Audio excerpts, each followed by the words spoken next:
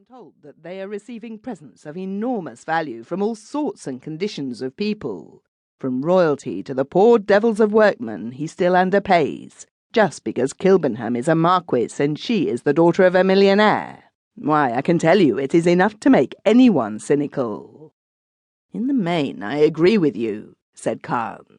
"But as life is made up of just such contradictions, it seems to me absurd to butt your head against a stone wall and then grumble because it hurts and you don't make any impression on it.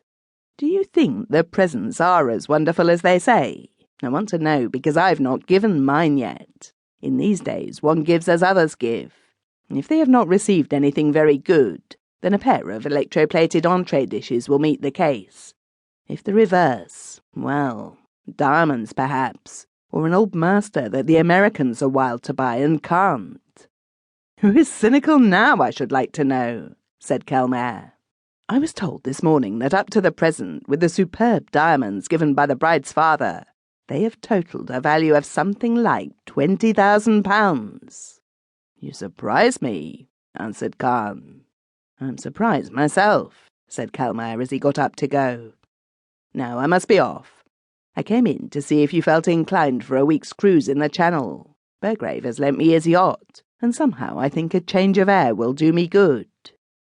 "I'm very sorry," said Carne, "but it would be quite impossible for me to get away just now. I have several important functions on hand that will keep me in town. I suppose this wedding is one of them."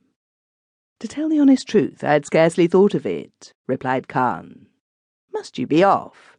Well then, good-bye, and a pleasant holiday to you." When Kelmare had disappeared, Carne went back to his study and seated himself at his writing table. "Kelmare is a little oversensitive," he said, "and his pique is spoiling his judgment.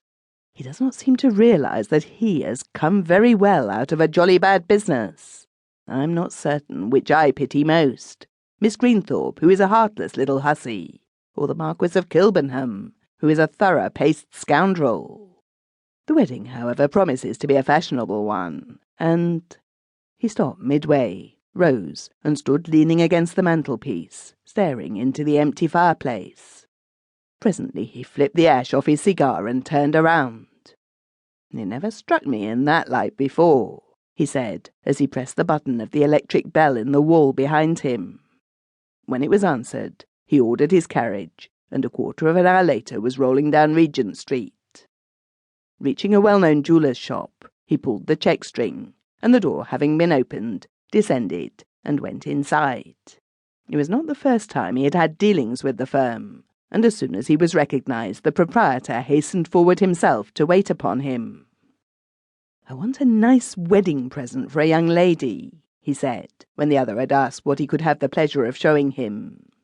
"Diamonds, I think, for preference." A tray containing hairpins, brooches, rings and aigrettes set with stones was put before him, but Carne was not satisfied. He wanted something better, he said, something a little more imposing.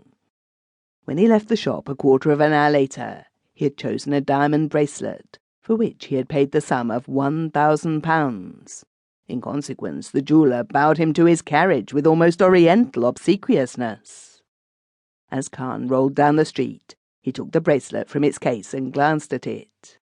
He had long since made up his mind as to his line of action, and having done so, was now prepared to start business without delay.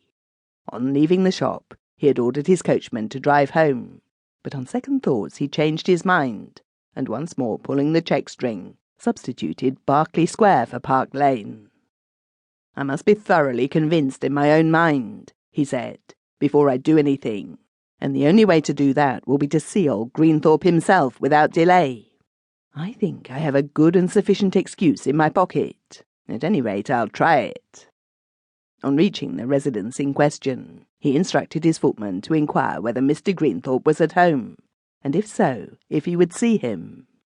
An answer in the affirmative was soon forthcoming, and a moment later, Carne and Greenthorpe were greeting each other in the library. "Delighted to see you, my dear sir," the latter said as he shook his guest warmly by the hand, at the same time hoping that old Sir Mowbray next door, who was a gentleman of the old school, and looked down on the plutocracy.